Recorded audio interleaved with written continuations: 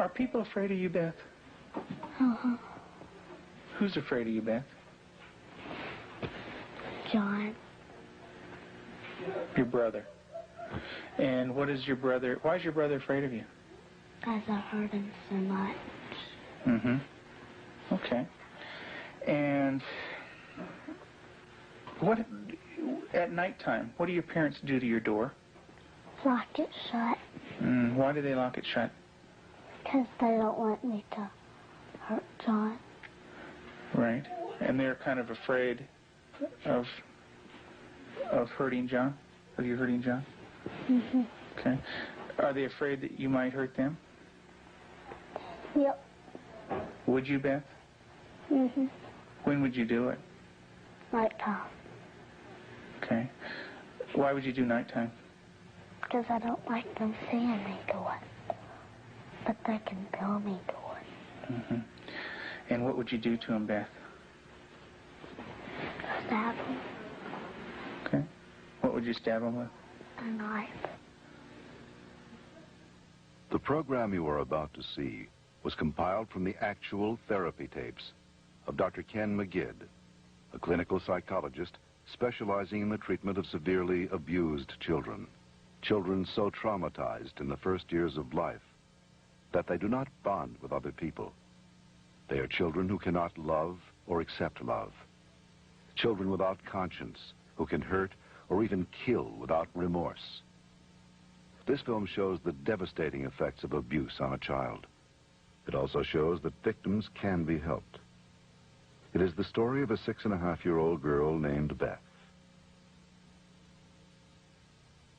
Do you ever stick pins in people? Mm-hmm. Who? My brother. Okay. Do you do it a little bit or a lot? A lot. Okay. And what are you trying to do to your brother? Kill him. Why do you want your brother to die? Because I was hurt so bad, and I don't want to be around people. Okay. Who else would you like to stick pins into? Mommy and Daddy. What would you like to have happen to them? Die. Jesus could have lived to save Israel, yet he chose to die to save the world. Tim is the minister of a small Methodist church in the South. He and his wife Julie have been married for 12 years. Jesus didn't say Unable to have children of their own, they decided to adopt. In February of 1984, they received a call from the Department of Social Services telling them they had 2 children available for adoption. They were told that Beth, 19 months old, and her brother Jonathan, 7 months old, were normal and healthy. We did not need children to make our lives complete. We felt secure in ourselves and secure in our relationship, but we wanted to share that with somebody else. And we felt like we had a lot to pass on to a child, and that was what we really wanted to do. And when the phone call came, it was like, at last it's here. And it seemed like a miracle. It had happened so quick. We'd heard of couples having to wait 5, 10 years on a child, and here we had 2 young children. It was like the answer to our dream. Their dream became a nightmare when they realized that Beth and Jonathan had severe emotional problems. We had the kids with us, Beth and her younger brother John, for probably a couple of months until we began to learn something about their background and their past. And when we learned it, some things seemed to fall in place about her behavior and John's behavior. From several sources, we discovered that they didn't have enough food to eat. That perhaps even Beth went all day maybe with just a box of Kick cereal. John himself was found in a bassinet with little patches of urine all over it and a dirty diaper and a couple of bottles at his feet that had curdled milk, and the back of his head was completely flat. The front of his head had bulged out, and at 7 months he couldn't raise his head, couldn't roll over.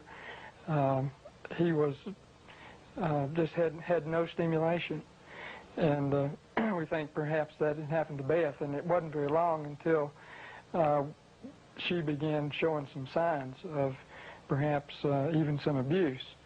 There was a nightmare that she had, and the nightmare was about a man who was falling on her and hurting her with a part of himself. Tell me about your birth father. What was that nightmare like?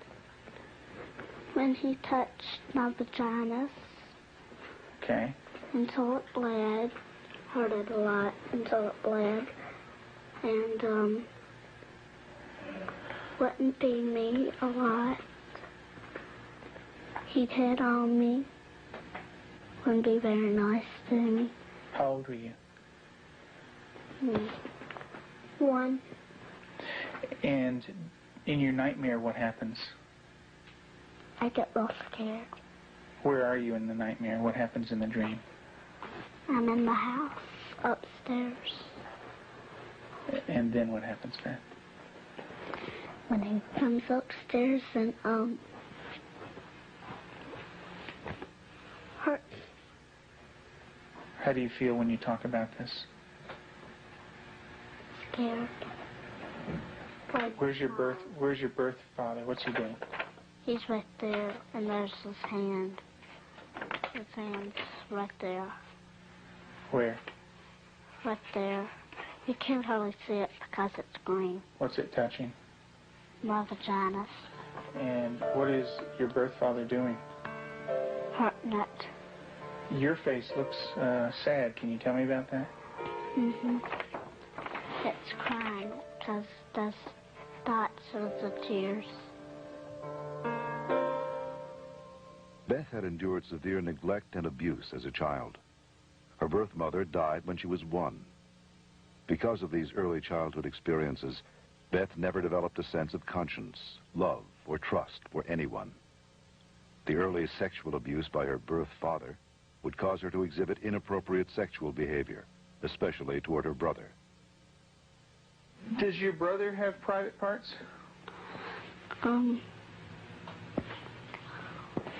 Yeah. Yeah. What is his private parts? Penis and butt. And what do you do with your brother, with his private parts, Beth? I heard it. Tell me about it. What do you do? Well, I pinch it, squeeze it, kick it. When you do things to your brother's private parts, what does he say? Stop. Okay, tell me that. Well, he says stop, but I don't stop. Do you hurt him? A lot. Okay. And would you like to do that to other boys? When I caught her with Jonathan one morning, she was molesting him. He was crying and his pants were down, and I said, Beth, what's happening? And she said, I pulled his penis and put my finger up his anus. And I said, didn't he say to stop? And she said, yeah, he did. And I said, did you? And she said, no. Have you ever rubbed your private parts? Do you do it a lot? A lot. How much do you do that? About every single day in Lexington. I did it every single day until it got real bad and messed up, and I had to go to the doctor, and I did not like it. What do you mean by real bad? Well, it looked real raw, got all kinds of boo-boos on it, germs, a lot of stuff from my hand. And it bled? She started to masturbate at inappropriate times. I remember one time, basically, when we were at the hospital waiting for Tim to come out. He was there visiting. And Beth and John were in the back seat, and I turned around, and she had her legs spread and was masturbating in a public parking lot. And I had tried to explain to her numerous times before that's private area. You don't do it in public places. And gone over that with her, and and it never seemed to faze her. And Julie, how often would your daughter masturbate? daily, constantly. Do you have animals, Beth? 4 of them. Can you tell me their names? Clyde, Shuggy, Darcy, and Annie. And Daddy said a day ago that there was a stray cat who did not have a home, so Daddy was taking care of it and took it to the vet when he had his flight to go. And what do you do to the animals, Beth? Stick them with pins. Do you stick them a little bit or a lot? A lot. What are you trying to do to the animals, Beth? Kill them. What do they do when you stick them with the pins? Well, Annie cries. She's a dog. She got baby birds down out of the nest, and we thought maybe she was just curious. So we explained that she could hurt them, put them back, and went through a whole sitting down and talking to her about the problem of it. And the next day we went out to check the baby birds, and they were on the ground dead with their necks broken. Let's talk about what happened once when you were smaller, when you found some baby birds in a tree. What did you do then? I took them out. Mm-hmm. And what did Mom say to you? That the mother will not come back if somebody touches her baby. Mm-hmm. Are the baby birds kind of small? Can you describe them for me? Well, they don't have their eyes open, but they can hear me, and they look up. Are they kind of helpless? Little baby birds? Can they fly? No. Can they run away?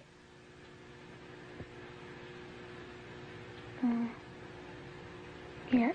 They can? Are they easy to catch or hard to catch? Hard. Yeah. Well, it's hard to remember. With the baby birds, what did you do? Took them out of the tree. And what did you do with them? Played around too rough. Also, when at the end, I picked it up and I thought it was Dad, and I came to say, Mommy, is this bird dead? And she said, she called Daddy and said, Tim, and Daddy came and, I think I remember that they said yes. Mm-hmm. And so did the little baby birds die? I don't know. You don't remember? I just remember that I think I remember that Mommy and Daddy saying the last bird we got was dead. Mm-hmm. Do you know what Mom said to me? She said that all of them were dead. Did you squeeze them? Did Baby Beth squeeze them? You're doing a good job, honey. Go ahead and tell me what happened. I squeezed them. And what happened? They died. But this kind of aggression at our animals and even at our brother Jonathan was beginning to grow to such an excess that our life was miserable at home. John would cry in the mornings and say his stomach hurt. For the longest time, we thought maybe this child has some problem with his intestinal area, or maybe he has allergies, and so we tried to get all that checked out. Come to find out, Beth was coming out of her room and hitting him in the stomach. And so, as a last resort, just to protect him, we had to tie our door shut. So I guess for the last 3 or 4 months now, we've had to tie her in at night, sort of barricade her. The repercussions of Beth's tragic childhood led to uncontrollable rage.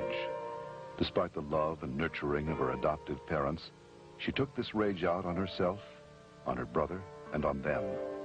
Her acts of violence became more and more cruel and frightening. Well, I noticed several, like paring knives in the kitchen, missing. And my first thought was Beth. And I felt a little guilty about it at first. I thought, nah. But I really didn't even mention it to her. They had been gone several weeks. She was sitting at the table drawing and mentioned to me, "What do those knives look like that are gone, Mom?" And I said, "What knives, Beth?" And she said, "Weren't they kind of silver and about this big?" And I knew then, and then this little smile that's not a sweet smile, but a malicious type of smile. And I knew then, I thought, she's got them. Tell me about the knives. Where did you get them? From the drawer. And where else? Do you remember? Mm-hmm. Tell me about it. I got them from the dishwasher. What kind of knives?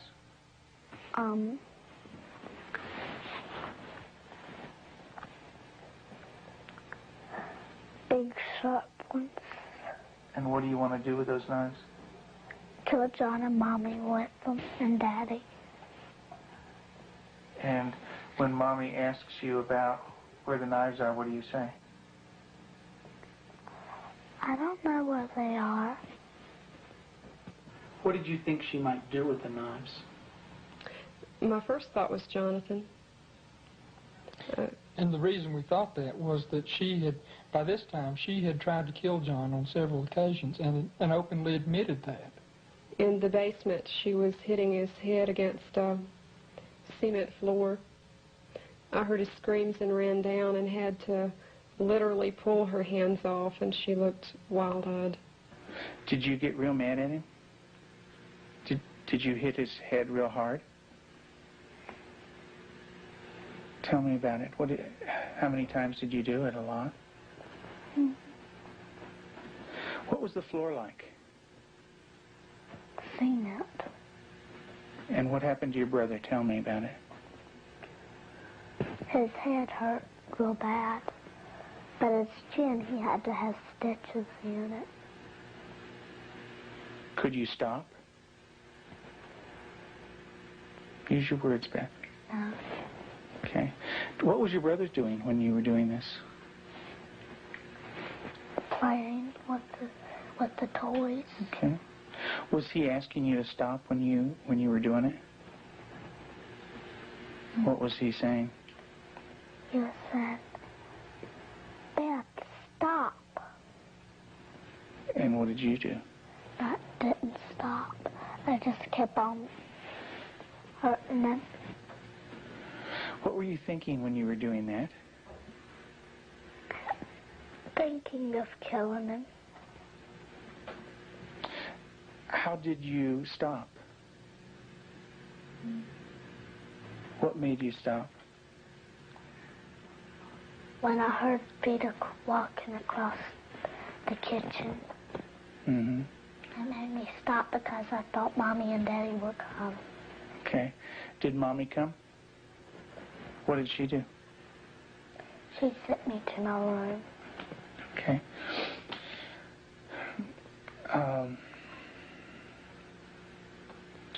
And what if Mom didn't stop you? What would you have done?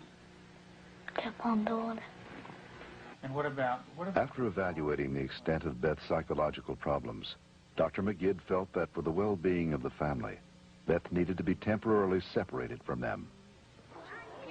In April of 1989, her parents brought her to a special home with an expert at raising children with early attachment disorders, especially children who are dangerous to themselves and others.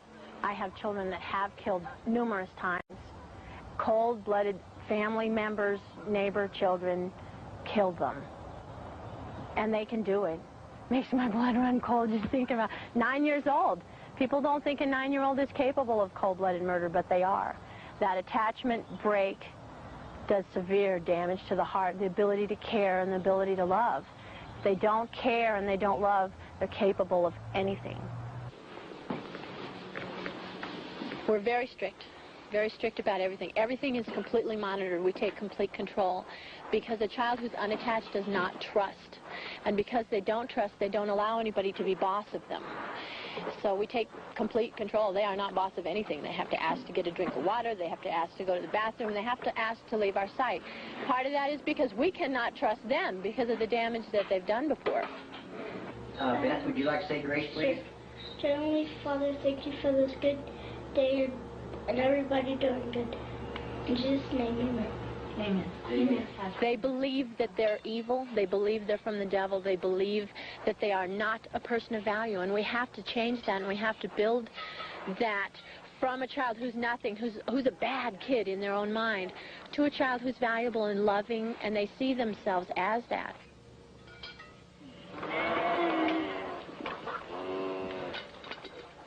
You don't have to bite this. When they do a chore well, we can say, you did a good job, you're a good worker. And then it just builds that self-esteem little by little so that they change the way that they see themselves.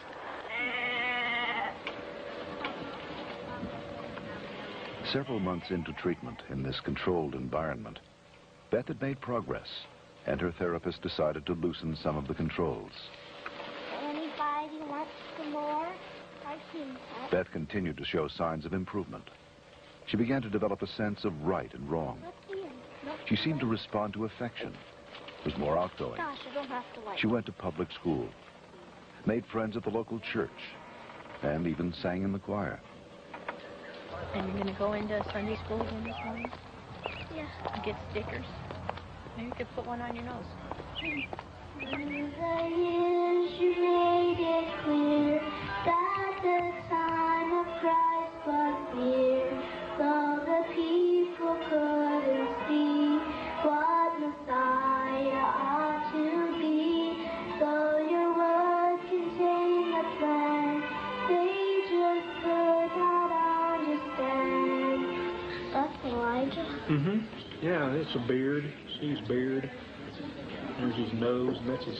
Oh, I see. Yeah, see his beard is kind of flowing in the wind and everything. Elijah taken up into heaven, the fiery chariot. Huh? Well, that's Elisha. That's the other prophet that took Elijah's place.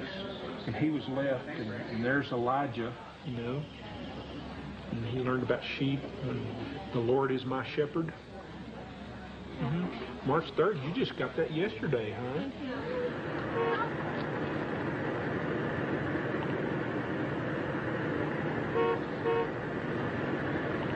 In the beginning, we couldn't trust her with anything. She was locked up at night. We had alarms on the door at night, so she wasn't sneaking around doing things with the other children.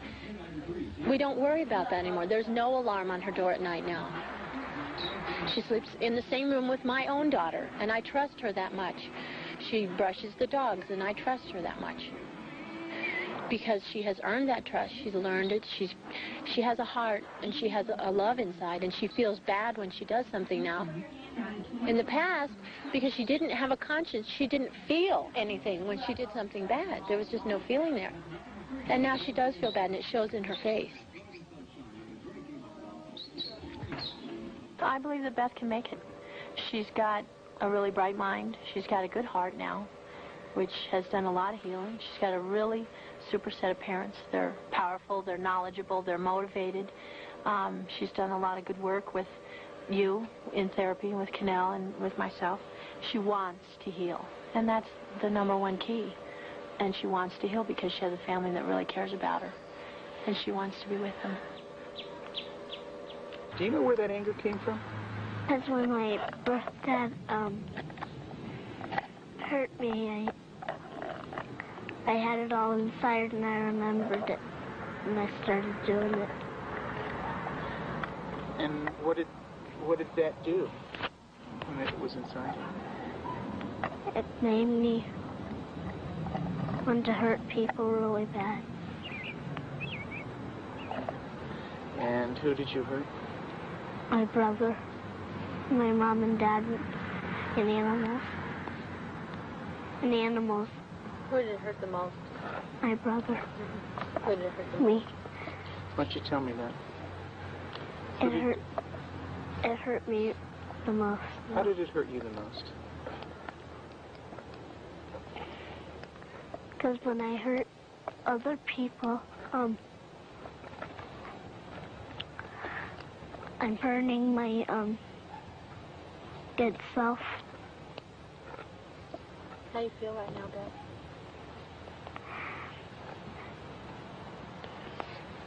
Bad. It's kind of tough to talk about, isn't it?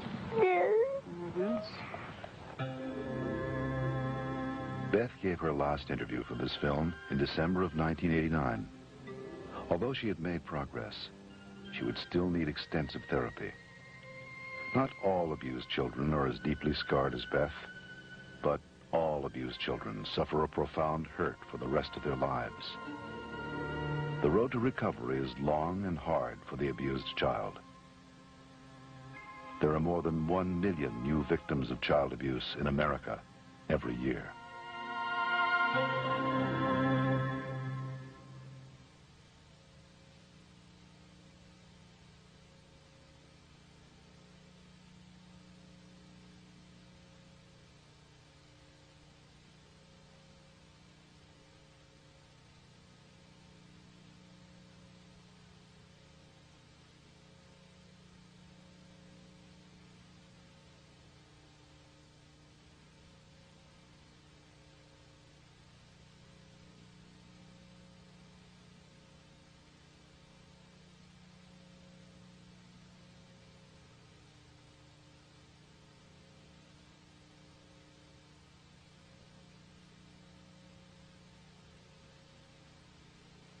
For further information on the prevention of child abuse, write the National Committee for Prevention of Child Abuse, Post Office Box 2866, HBO, Chicago, Illinois, 600.